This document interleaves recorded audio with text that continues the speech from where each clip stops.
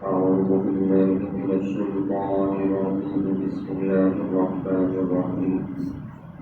يوم يجمع الله الرسل فيقول ماذا أجبتم قالوا لا علم لنا إنك أنت علام الغيوب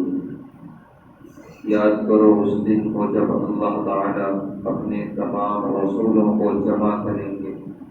اور فرمائیں گے کہ بتاؤ تمہیں تمہاری قوم کی طرف سے کیا جواب ملا تھا۔ سارے انبیاء کہیں گے ہمیں کچھ علم نہیں، بے شک آپ پوشیدہ باتوں کو خوب جاننے والے ہیں۔ یہاں سے اللہ تبارک و تعالیٰ آخرت کی منظر کشی فرما رہے ہیں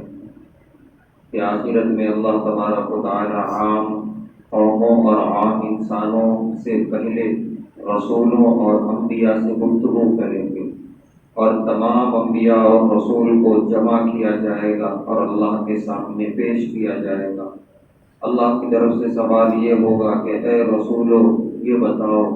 کہ جب تم نے ہمارا پیغام اپنی قوم کو پہنچایا تو قوم نے کیا جواب دیا؟ تو اس وقت کا روب ایسا ہوگا اللہ تبارک و تعالیٰ کا۔ اس آیت کی تفسیر میں پیارے حبیب صلی اللہ علیہ وسلم نے ارشاد فرمایا کہ اللہ کا جلال اور اللہ کا روب ایسا ہوگا کہ انسانیت کا سب سے اعلیٰ ترین طبقہ رسول اور انبیاء وہ کانپ جائیں گے اس سوال میں،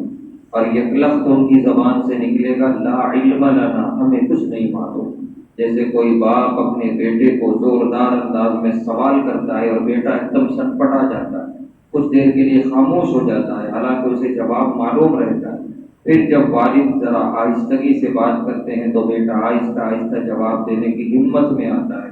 یا جیسے استاد اور شاگرد کا معاملہ بالکل اسی طرح، جیسے ہی اللہ کی طرف سے سوال ہوگا سارے انبیاء اور رسول خاموش اور سیدھے کہیں گے لا علم لنا، ہمیں نہیں معلوم، انک انت علام الغیوب، آپ غیب کی باتوں کو خوب جاننے والے ہیں۔